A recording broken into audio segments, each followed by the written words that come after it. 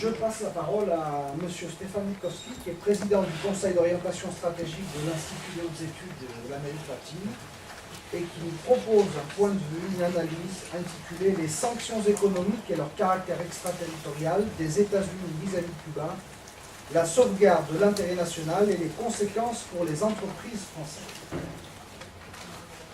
Merci infiniment, Saline, pour cette initiative et ce séminaire que tu organises. Merci beaucoup. Alors, moi, je ne suis ni un expert, ni un diplomate, ni un homme d'affaires vraiment classique, en tout cas, ni un politique. Et donc, je m'exprimerai avec beaucoup de prudence et de modestie. Et je préciserai que je m'exprimerai avec d'autant plus de prudence qu'il y a des experts autrement plus qualifiés que moi de traiter sur ce sujet, et que je suis en présence d'experts, ambassadeurs de Cuba, Jean-Pierre Bel, Jean Mendelsohn, et donc je vous livre quelques impressions générales.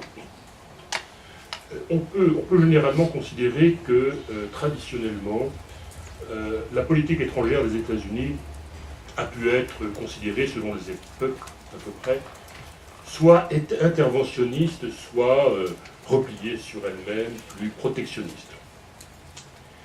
Et malgré ces variantes, on peut considérer qu'il y a une constance, malgré tout, et qui est un peu inhérente, je dirais, à la loi du plus fort, à ce que Fidel Castro appelait, c'est en quelque sorte la marque de fabrique de l'Empire. C'était aussi en quelque sorte la loi, la prérogative des grandes puissances publiques, des grandes puissances en général. Et le cas de Cuba fait partie un peu de cette politique d'ensemble auquel s'ajoute un traitement particulier qui s'explique par la particularité des relations entre les deux pays depuis plus de 2 siècles, mais ce n'est pas l'objet de mon propos.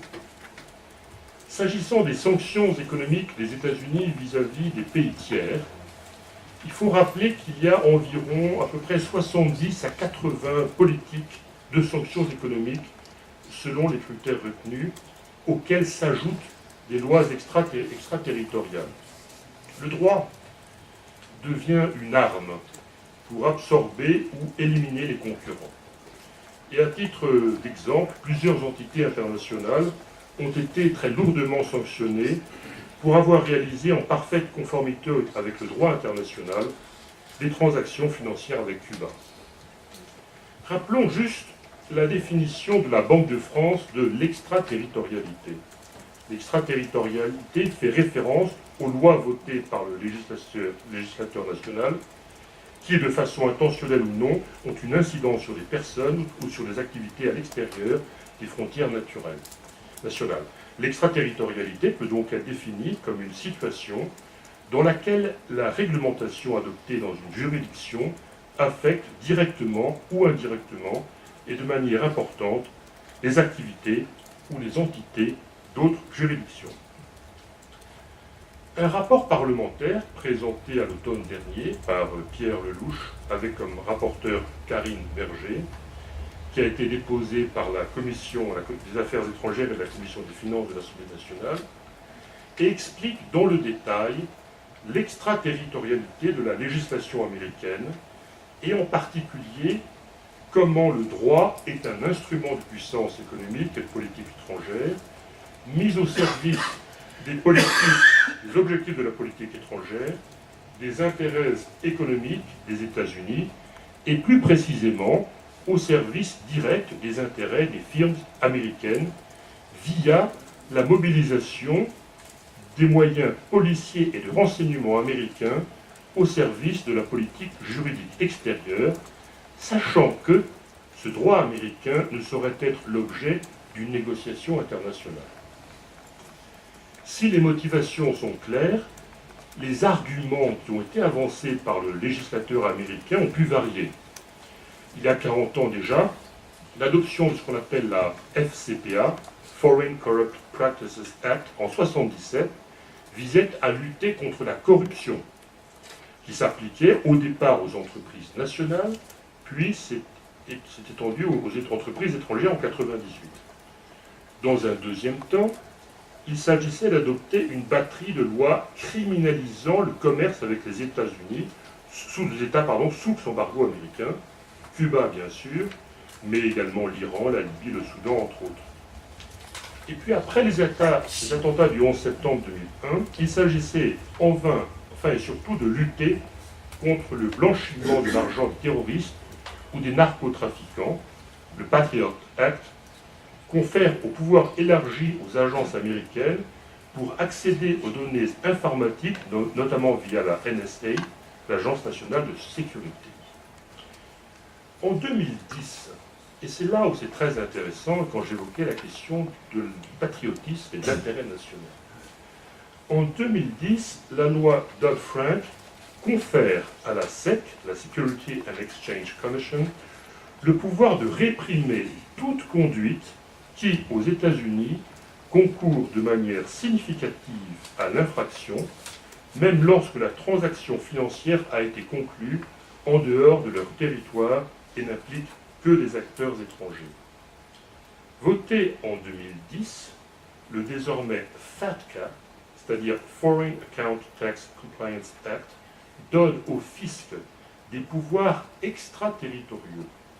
Les banques étrangères sont contraintes de devenir ces agences et de livrer toutes les informations sur les comptes et avoirs des citoyens américains, des résidents particuliers fiscaux américains et des binationaux. Au début, on voyait dans cette procédure un simple moyen de lutter contre le crime organisé, les narcotrafiquants et les fraudeurs fiscaux. Quoi de plus légitime pour les autorités américaines que d'obtenir des banques étrangères les renseignements nécessaires pour poursuivre ces délinquants. La réalité s'avère bien différente, et cela pose de manière très concrète la question de la souveraineté nationale, y compris par les citoyens de notre pays. Washington exige des établissements bancaires du monde entier qu'ils fournissent des US persons disposant de comptes qui dépassent au total 50 000 $, sous peine de se voir infliger une amende de 30% sur tous les flux financiers provenant des États-Unis. Jusque-là, on se dit pourquoi pas. Les Suisses ont été les premiers à faire de même. Tous les autres pays européens, à commencer par la France en 2013, ont accepté de se conformer aux impératifs du FATCA. Le raisonnement va beaucoup plus loin. Sans être américain, tout citoyen français désireux d'ouvrir un compte de base pour une simple société, une SA, une SAS, quel que soit le capital de base, dans n'importe quelle banque française, doit aujourd'hui ce document FATCA. Illustration d'une très inquiétante dérive. En ce qui concerne Cuba, les diverses politiques de sanctions des États-Unis vis-à-vis de l'île ne sont pas récentes et ne remontent pas d'ailleurs à la période de la Révolution de 1959. Pour mémoire, la première loi extraterritoriale nord-américaine contre Cuba remonte à 1917. L'embargo économique, financier et commercial des États-Unis contre Cuba, les gens rappelaient à juste titre que c'est plus qu'un embargo et moins qu'un blocus, a une singularité par rapport à d'autres embargos. Outre le fait qu'il a été mis en place le 3 février 1962, à la suite des nationalisations expropriant des compagnies américaines, ce qui en fait le plus long embargo commercial de l'époque contemporaine. Il demeure en vigueur malgré le rétablissement des relations diplomatiques entre les deux pays, comme le rappelait l'ambassadeur. Les deux lois d'extraterritorialité répondent à une volonté politique, loi Torricelli et Hans Burton. Pour mémoire également, la loi Torricelli, promulguée en octobre 1992, avait pour but d'isoler totalement Cuba du contexte économique international pour affaiblir son économie. Cette loi interdisait aux bateaux ayant touché un port cubain, à des buts commerciaux, de toucher les ports nord-américains dans un délai de 180 jours. En mars 1996, Bill Clinton signe la loi Helms-Burton. L'objectif déclaré de cette loi est la chute du gouvernement cubain et détermine avec précision ce qui peut être considéré comme un gouvernement de transition avec une économie de marché. De plus, y est mentionnée la restitution des biens américains nationalisés par le régime actuel. La loi Helms-Burton interdit à toute personne et dans le monde de trafiquer, entre guillemets, avec des biens qui ont eu rapport, caractère rétroactif, avec les possessions américaines qui ont jadis été nationalisées. Cette définition très large peut inclure par exemple l'achat de sucre produit sur les terres qui appartenaient à des Américains avant leur nationalisation. Des sanctions y sont assorties. Le titre 3 précise que les ressortissants américains actuels dont les biens ont été nationalisés entre 1959 et 1961 ont la possibilité de poursuivre devant les tribunaux américains toute personne dans le monde se livrant à un trafic, entre guillemets, sur les anciens biens. La suspension de ce titre 3 par le président Obama avait été maintenue pour 6 mois avant de quitter ses fonctions. Il sera d'ailleurs intéressant d'observer ce que fera Donald Trump dans 6 mois, comme d'ailleurs l'avaient fait tous ses prédécesseurs jusqu'alors. Ces mêmes grandes entreprises pourraient, le cas échéant, faire pression sur Donald Trump pour qu'il réitère les décisions de suspension, mais l'imprévisibilité domine concerne ses intentions. Évitons donc toute forme de pronostic. Titre 4. Toute personne qui se livre à ce genre de trafic peut se voir interdire l'accès au territoire américain.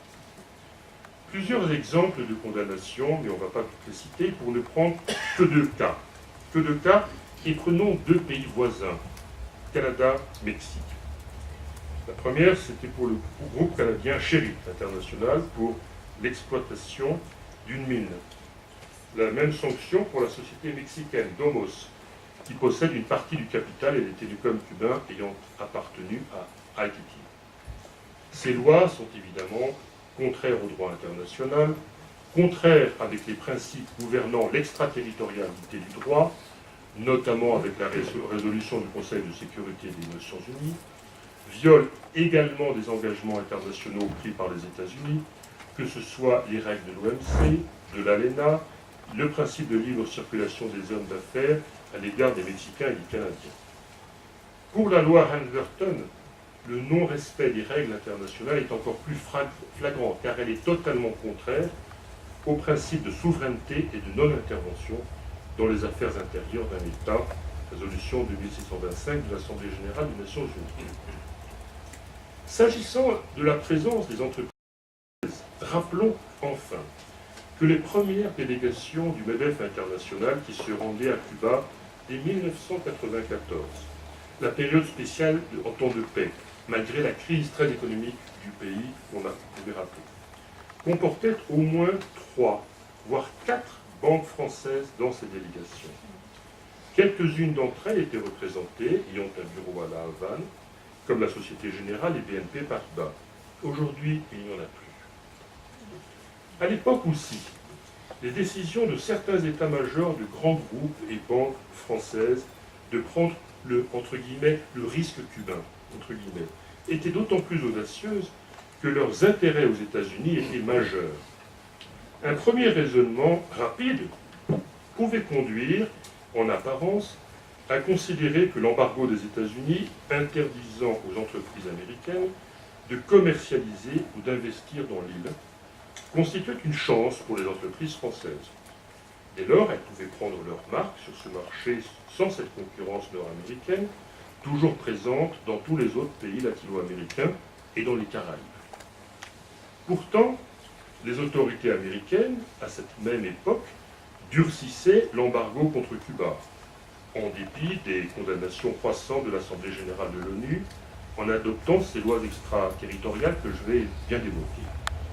Et dans le même temps, les États-Unis se sont arrangés pour évincer du marché les pays concurrents, ayant fait adopter une exception dans l'embargo en 2000 pour les produits agroalimentaires, avec un paradoxe étonnant.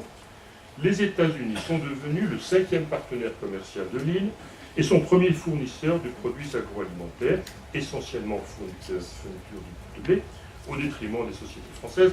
Les représentants de ces sociétés qui sont en l'occurrence présentes ici pourraient en témoigner.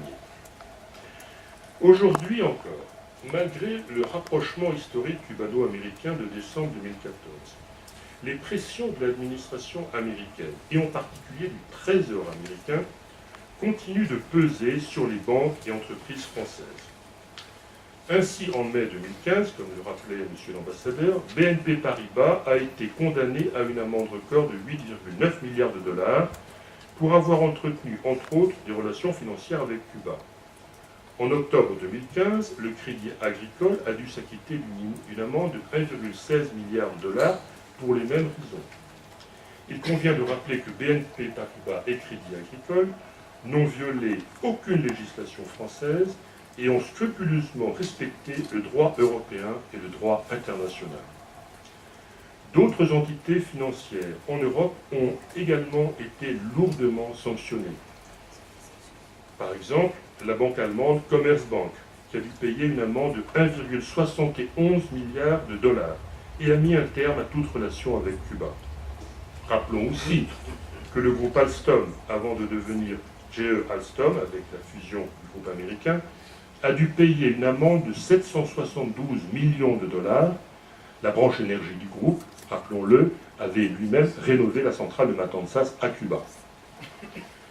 Sans insister ici sur les préjudices évidents pour Cuba, les effets concrets et mesurables de l'embargo sont réels pour les entreprises françaises. Les coûts de prospection pour une entreprise sont beaucoup plus importants qu'ailleurs. Recours à des avocats, vérification des droits de propriété à Cuba et aux États-Unis, consultation des registres et des cadastres remontant à l'époque d'avant la Révolution, financement complexe à trouver.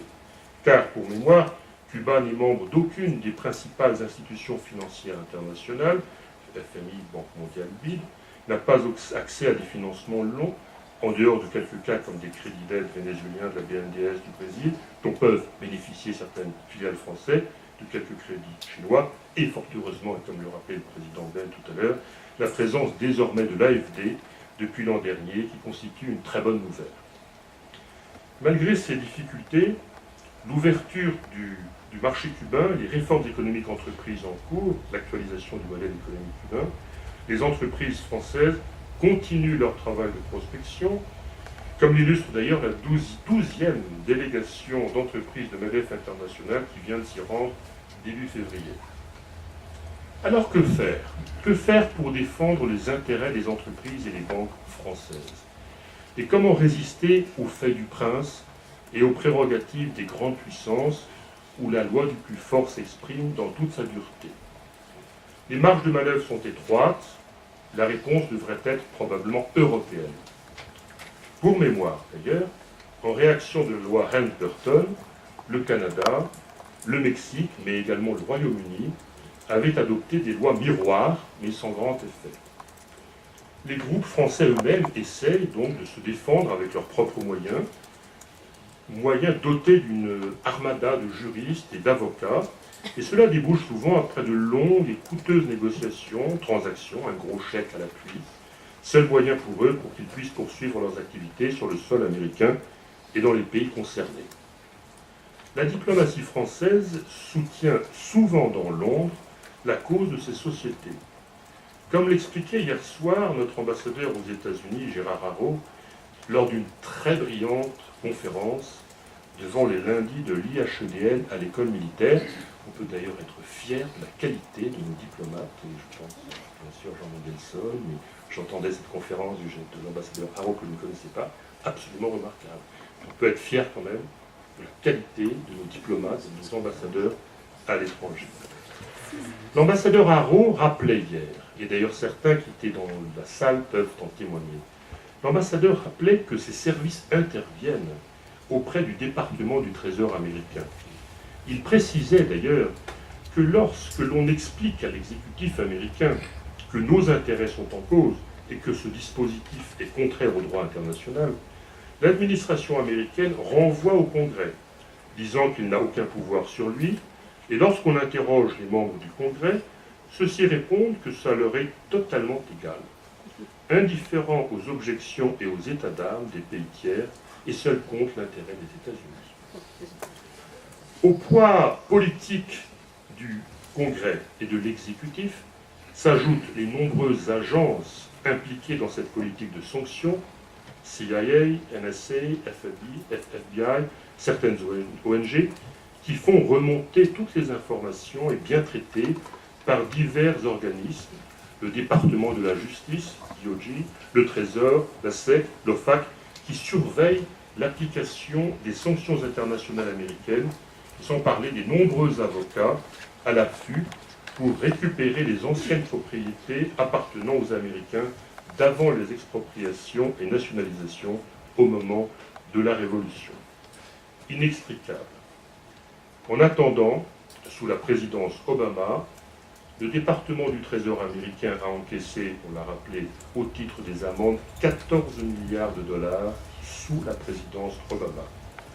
Si l'on conjugue un arsenal juridique américain très construit, marquant une volonté hégémonique, avec des instruments de cette politique hégémonique, donc un lobbying efficace, la monnaie, le dollar, la langue, l'anglais, le droit, la common law, on évoquait le droit par opposition au droit écrit continental européen, l'évolution des technologies et la financiarisation de l'économie, on réalise l'importance des défis. En conclusion, ces enjeux nationaux majeurs concernent non seulement le devenir et le développement de nos entreprises dans une compétition internationale féroce, la vie des citoyens, mais pose aussi la question de la souveraineté nationale et des intérêts de la France. Espérons que les candidats qui aspirent à diriger notre pays prendront en compte ces considérations qui nous semblent essentielles. Je vous remercie.